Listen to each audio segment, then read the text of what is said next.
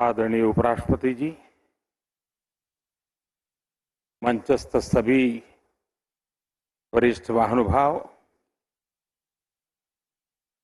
उपस्थित सभी गणमान्य सांसदगण, अन्य सभी महानुभाव,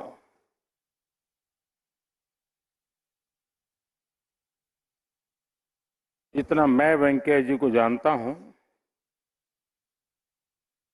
मुझे नहीं लगता है कि विदाई संभव है।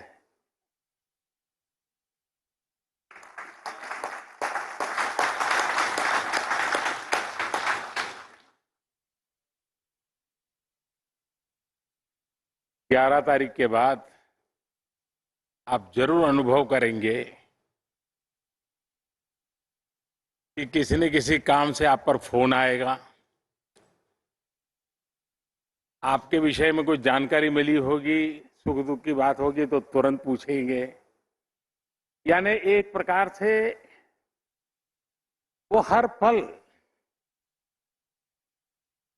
सक्रिय रहते हैं, हर पल हर किसी के बीच होते हैं, और ये उनकी बड़ी विशेषता रही है।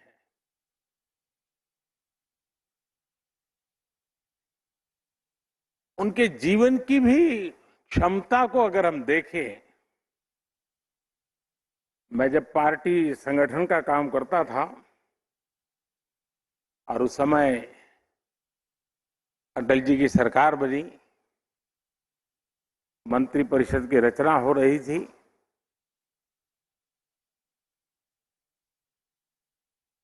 तो मैं संगठन का काम करता था तो मेरा और वेंकैया जी के बीच संवाद जरा अधिक रहता था। उन्होंने मुझे कहा कि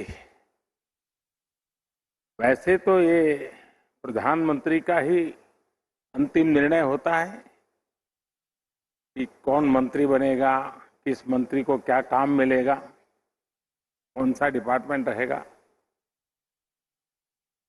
और ये भी तय था कि साउथ में से वेंकैया जी जैसे वरिष्ठ नेता का मंत्री होना तय था। लेकिन वो चाहते थे कि बहुत बड़ा तामझाम वाला, जरा ग्लैमरस ऐसा कोई डिपार्टमेंट मुझे बचाइए।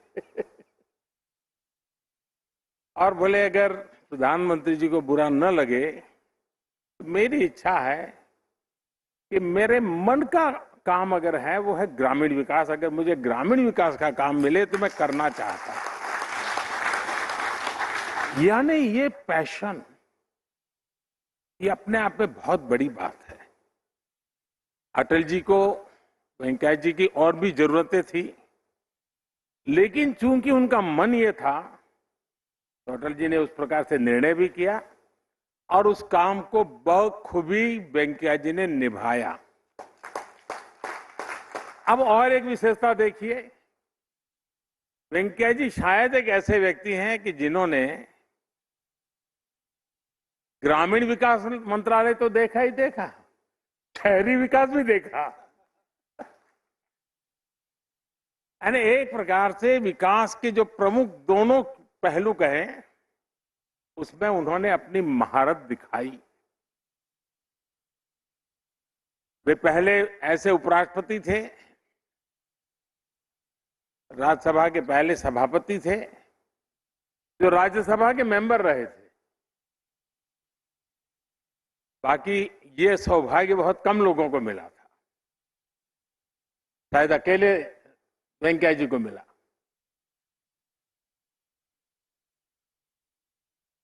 अब जो स्वयं लंबे समय तक राज्यसभा में रहे हो,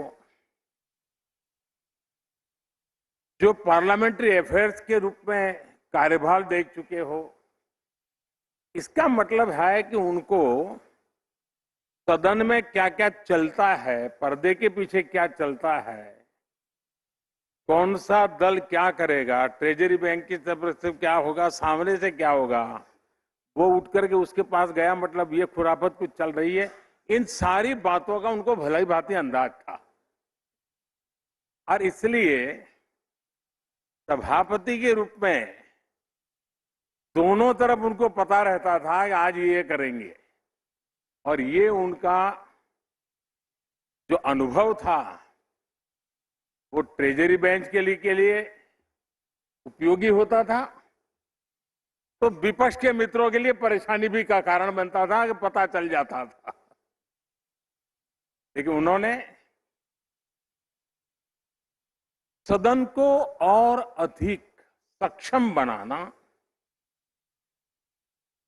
सांसद का बेस्ट देश को कैसे मिले, ये उसकी चिंता। पार्लियामेंट्री कमिटीज अधिक प्रोडक्टिव हो, आउटकम ओरिएंटेड हो और वैल्यू एडिशन करने वाली हो।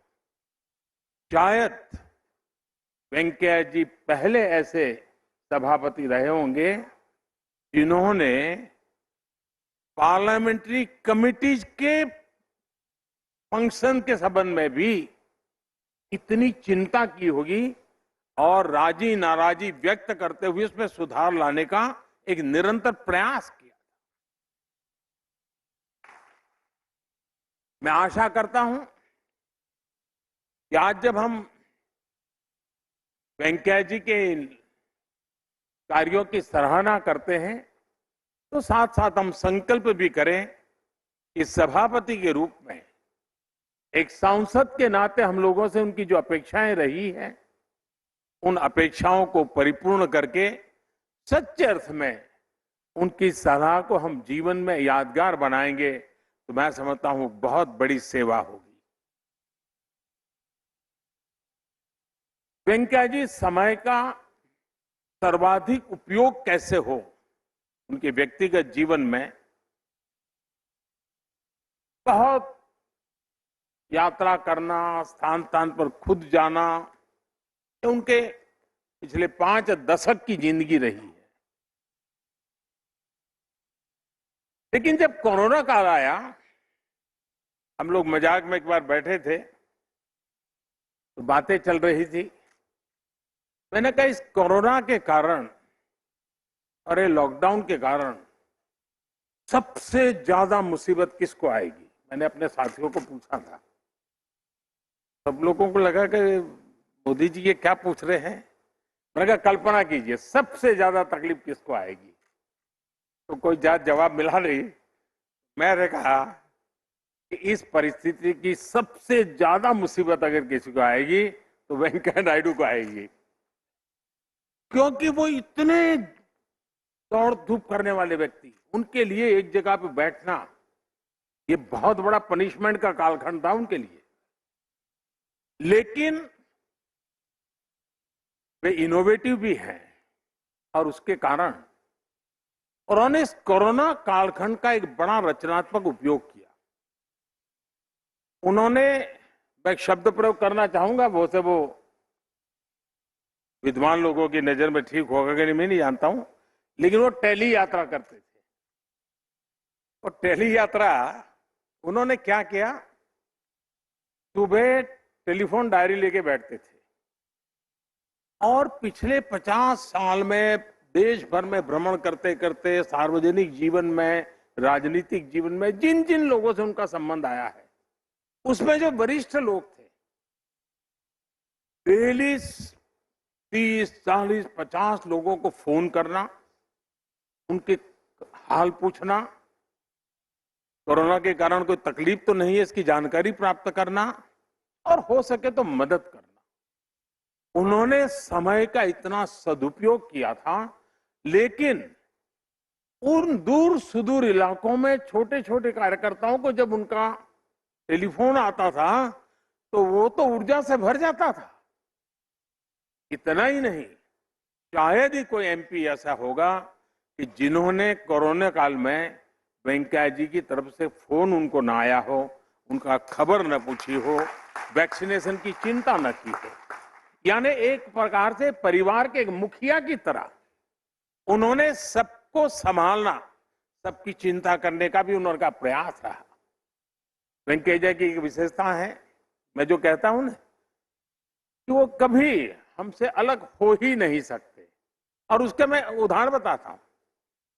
एक बार इलेक्शन कैंपेन के लिए वो बिहार गए हुए थे। अचानक उनका हेलीकॉप्टर को लैंडिंग करना पड़ा, खेत में उतारना पड़ा। अब वो इलाका भी थोड़ा चिंताजनक था, थोड़े सिक्योरिटी के भी इश्यू खड़े हो जाए इस प्रकार का था। लेकिन नजदीक के किसान ने आकर के उनकी मदद की, वो मोटरसाइकिल पर उनको नजदीक के पुलिस थाने तक ले गया। अब भारत के सार्वजनिक जीवन के हिसाब से देखें तो वेंकैया जी बहुत बड़े व्यक्ति हैं, लेकिन आज भी उस किसान परिवार से उनका जीवंत नाता है। यानी बिहार के दूर सुदूर ग्रामीण जीवन में एक घटना के समय किसी की मदद मिली, वो मोटरसाइकिल वाला किसान आज भी वेंकैया जी के साथ मेरी बात होती है, लगातार होती है। इस प्रकार का गर्व से बात करें, ये वेंकैया जी की विशेषता है। और इसलिए मैं कहता हूं कि वे हमेशा हमारे बीच एक सक्रिय साथी के रूप में रहेंगे, मार्गदर्शक के रूप में रहेंगे। उनका अनुभव हमारे लिए काम आता रहेगा। आने वाले उनका कार्यकाल अधिक अनुभव के साथ अब वेंकैया जी समाज की एक नई जिम्मेवारी की तरफ आगे बढ़ रहे हैं। तब ये बात सही है। आज सुबह जब वो कह रहे थे तो उन्होंने कहा कि भाई मुझे जब ये दायित्व आया तो मेरा एक पीड़ा का कारण ये था कि मुझे मेरी पार्टी से इस्तीफा देना पड़ेगा। जिस पार्टी के लिए मैंने जीवन खपा दिया उससे मुझे इस्तीफा देना पड़ेगा। उसका मुझे वो संवैधानिक आवश्यकता थी। तो लेकिन मुझे लगता है कि वो 5 साल की जो कमी है वेंकैया जी जरूर भरपाई कर देंगे। जरूर उन पुराने सारे साथियों को प्रेरित करना, प्रोत्साहित करना, पुरस्कृत करने का उनका काम निरंतर जारी रहेगा। मेरी तरफ से, आप सबकी तरफ से वेंकैया जी का जीवन हम लोगों के लिए एक बहुत बड़ी अमानत है, बहुत बड़ी विरासत है। उनके साथ जो कुछ भी हमने सीखा है उसको हम आगे बढ़ाएं। भाषा के प्रति उनकी जो उनका लगाव है और उन्होंने मातृभाषा को जिस प्रकार से प्रतिष्ठित करने का प्रयास किया है उसको आगे बढ़ाने के और भी प्रयास हुए हैं। मैं आप में से शायद लोगों को अगर रुचि हो तो मैं आग्रह करूंगा, भाषिणी एक वेबसाइट भारत सरकार ने लॉन्च की हुई है। इस भाषिणी में हम भारतीय भाषाओं को, उसकी समृद्धि को और हमारी अपनी ही भाषाओं को एक भाषा में से दूसरी भाषा में अगर इंटरप्रिटेशन करना है, ट्रांसलेशन करना है, तो उसमें सारी व्यवस्था है। ये बहुत ही अच्छा टूल बना हुआ है जो हम लोगों को काफी काम आ सकता है। लेकिन उसमें से मुझे एक और विचार आया है। मैं चाहूंगा कि स्पीकर महोदय भी और हरिवंश जी भी, हरिवंश जी तो उसी दुनिया के व्यक्ति हैं, शब्द के साधक हैं, जरूर उस दिशा में काम हो सकता है। दुनिया में डिक्शनरी में नए शब्द जोड़ने की परंपरा रहती है और ऑफिशियली अनाउंस भी होता है। एक बड़ा उसका महात्मा होता है कि फलाने देश की फलानी भाषा का फलाना वर्ड अब अंग्रेजी की उस डिक्शनरी में अब स्थान प्राप्त कर रहा है, उसका गौरव भी होता है। जैसे हमारा गुरु शब्द है, वो आज अंग्रेजी डिक्शनरी में उसका हिस्सा बन चुका है। वो ऐसे कई शब्द होते हैं।